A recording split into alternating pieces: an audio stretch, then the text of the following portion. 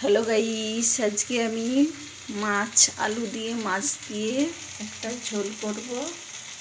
এই যে কালো জিরে,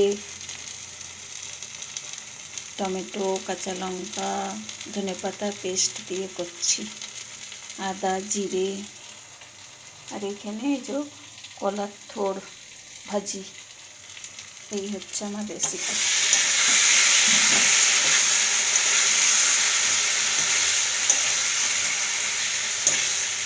এটাই পেঁয়াজ রসুন দিই মাছের ঝোলে।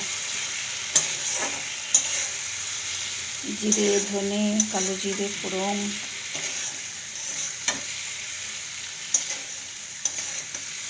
ধনে পাতা পেস্ট সব দিয়েছি।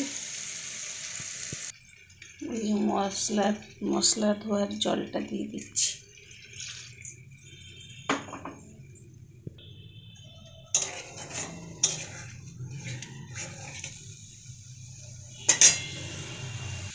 এই যে এখানে জল অ্যাড করে দিয়েছি। আলুগুলো সিদ্ধ হলে মাছগুলো দিয়ে দেবো, ব্যাস। এই যে এখানে আমার ভাত হয়ে গেছে। ভিডিওটি ভালো লাগলে লাইক শেয়ার কমেন্ট। আর সবাই সুস্থ থাকবেন, ভালো থাকবেন। নমস্কার।